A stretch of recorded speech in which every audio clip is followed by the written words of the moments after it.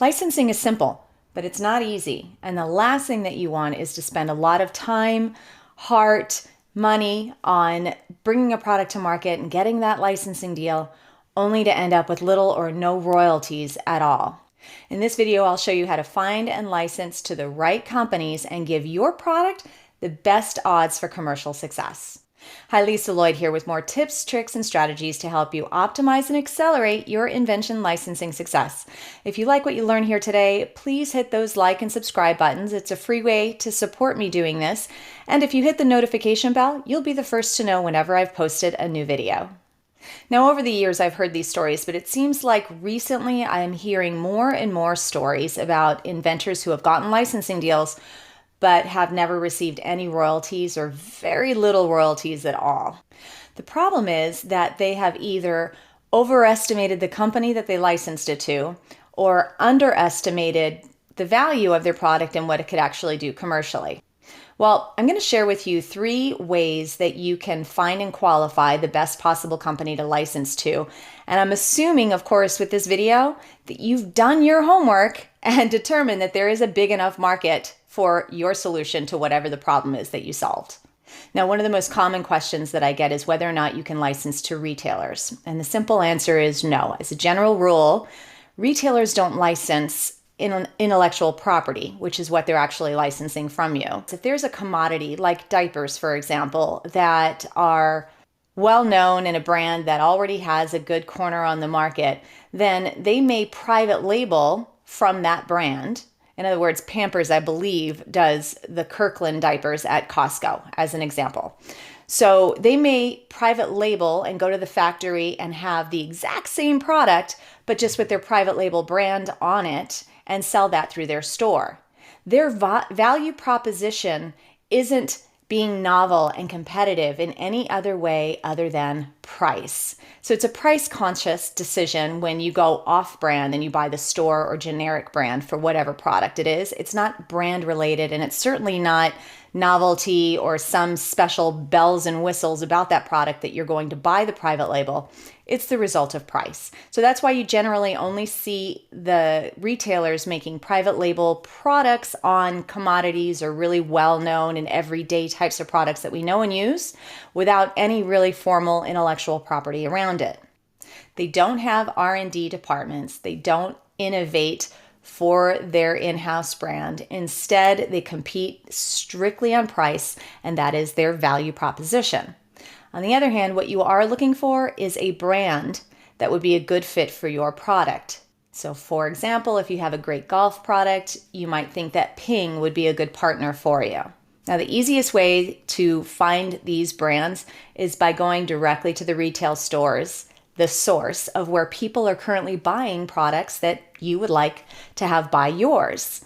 So when you go to the store, go to the aisle that would specifically sell your product and take a look at all of the brands that are on the shelf there.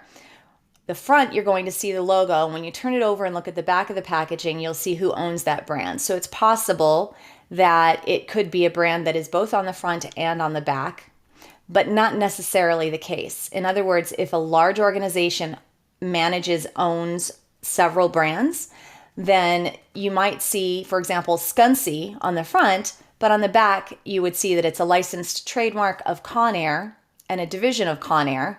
And so therefore, Conair is the company that owns that brand. Now, sometimes they're called manufacturers instead of brands, and that can be very confusing. So if you're just getting started in this business, and don't get stuck on the vernacular. It's either brand or manufacturer, whether that brand physically owns the factory and is actually making those goods, or whether they contract that service from, say, a factory in China is irrelevant. Often they're still called manufacturer. So manufacturer brand is going to be the company that's actually distributing the product and selling it into those retail stores. And that's who you want to license with, because the value proposition to that company is the competitive advantage that your product gives them over everybody else in the marketplace. So that may still be price, but certainly the novelty or the new solution that you're bringing to the table gives them the opportunity, at the very least, to compete against someone else who might be selling something who aims to solve the same problem. So I always start with the stores, and then that's followed by also Googling and finding out what other brands I can find online, and even sometimes going to trade shows to source additional possible partners that I could license to. The biggest value in starting off with the stores is you get at a glance a very quick understanding of who has distribution at that level. It's very easy for a company to look much bigger than they are if they're just an online retailer or e-tailer, as opposed to brick and mortar where you know they have retail stores all over the world. So obviously if you're in Target, there's a really good chance there that you have a higher earning potential than you might be with just some random e-commerce vendor manufacturer.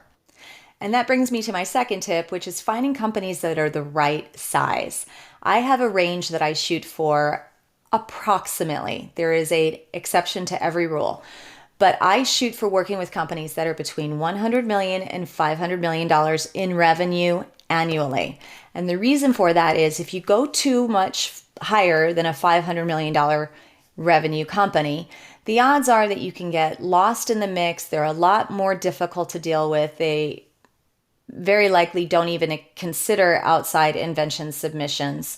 And they are just not as inventor friendly. So I look for companies that stay below that approximately. And then on the low end, $100 million, again, I might go outside of that just a little bit. This is just a general rule of thumb to have some sort of framework to work with. If I go too much lower than a $100 million company, then the chances are I'm not going to have enough distribution opportunity through their sales channels, and therefore my earning potential is limited. Quick question for you. If you're watching this and you have already licensed your product, but you're not earning anything and you're willing to, share your story with me in the comments below. That would not only be awesome to learn about from your experience, but having our audience also have the opportunity to learn from your story could be very helpful for the next person and a good chance for you to pay it forward. So once you have your list of brands that you believe could be a fit for your product, do a simple Google search and type in annual revenue for X, whatever the company is. So as an example, I'll put in Scunsy here. And as you can see, it says Scunsy products are sold in more than 50,000 locations and generate annual retail sales of more than $250 million. Now, this won't always work, but as a general rule of thumb, if they are a company in that $100 to $500 million range, it will be as simple as that because Google has the analytics to pull up for you. If they're much smaller than that, there probably won't be any data available to us. And on the other hand, if they're much bigger, again, that data is always going to be available, especially if they're publicly traded. You can also use sites like Owler or Dun & Bradstreet, dnb.com, where you just type in the name of the company, and if they are listed there, you can see what their annual revenue is. But as a bonus, they will also tell you who their biggest competitors are, which may be helpful in adding additional companies to your list. Now, my third thought for your consideration is when doing your research, do 15, 20 minutes. We're not talking about a lot of time here, maybe even 10 minutes. Going through that company's website to evaluate if you see any trends. Have they released any press releases recently that would tell you or indicate for you something that might be helpful in your presentation to them? Taking a look at their mission statement or their values if they have them posted, again, will give you further insights into how to customize your presentation for them versus the next company that you're going to talk to. And yes, that is helpful because you need to make a compelling story that helps them understand why your product is a good fit beyond you're just excited about it and you know it'll make $1 million. The goal is to see if there's anything that indicates what they are most proud of, how they think they set themselves apart, or what their differentiation is against their competitors, so that you can present your product in a way to them that helps them achieve that mission and delivers on the same value proposition. So understanding that it's brands, not retailers, that you're going to license to, or even factories for that matter, that those brands should be somewhere in the range of approximately $100 million to $500 million, and doing your research on those brands to further qualify and drill down on how your product stacks up or measures against what their value proposition is and how you can help them further that mission or value proposition in the commercial marketplace is always going to be the objective. I hope that shores things up for you, maybe tightens up your approach a little bit. And if you would like to learn more about this, you're always welcome to book a call using the link in the description below with me. Those are always free calls. And if you liked what you learned today, please don't forget to hit those like and subscribe buttons as a free way to support me doing this. In the meantime, dare to dream and imagine what's possible when powered by innovation.